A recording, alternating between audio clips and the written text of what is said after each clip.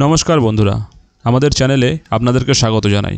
যারা চ্যানেলটিকে প্রথমবার দেখছেন তারা অবশ্যই চ্যানেলটি সাবস্ক্রাইব করে নেবেন এবং বেল আইকনটি দাবিয়ে দেবেন যাতে চ্যানেলে দেওয়া সকল ভিডিওর প্রথম নোটিফিকেশান আপনাদের কাছে পৌঁছে যায়।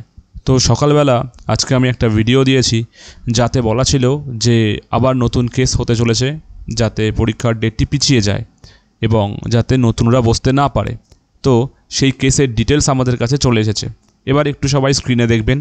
এই হলো সেই diary number 41453 of 2025, Abhijit Sadhu Khan versus state of West Bengal.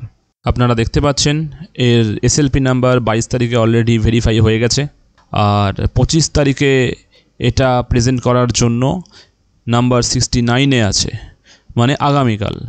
তো এই মামলাটি উঠছে জাস্টিস সঞ্জয় কুমার এবং জাস্টিস অরবিন্দ কুমারের বেঞ্চে।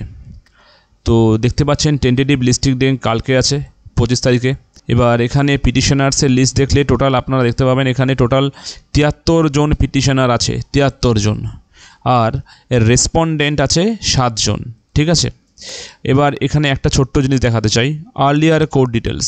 এটাও আলটিমেটলি আমাদের হাইকোর্টে যে মামলাটি হয়েছিল ম্যাট 1017 বা ক্যানগুলো যেগুলো ছিল তার এগেনস্টে আবারও হয়েছে, সেম লজিক সেম। এবার দেখার কি হয়। আগামী কালকের দিনটা খুবই ভাইটাল, খুবই গুরুত্বপূর্ণ। এই কেসটা কিন্তু একটা বড় ভাইটাল কেস। এর আগের দিনও আমি ইনফর্ম করেছিলাম যে বিবেক পাড়িয়ার কেসটা একটা বড় ভাইটাল কেস ছিল, সে ওয়াইজ ডেট অলরেডি একটা এক্সটেনশনের ব্যাপার চলে এসেছিল। তো এবার দেখা যাক, এই কেসটাও কিন্তু একটা বড় ভাইটাল কেস। তো আগামীকাল কেসটি আছে সুপ্রিম কোর্টে। আমাদের তরফ থেকে অবশ্যই আমাদের চ্যানেলে এই গোটা সুপ্রিম কোর্টের যে হিয়ারিং হবে তার লাইভ দেখানো হবে। তো প্রত্যেকের কাছে অনুরোধ থাকবে অবশ্যই লাইভটা দেখবেন। যাই হোক, আজকে খবরটি এই পর্যন্তই। ধন্যবাদ।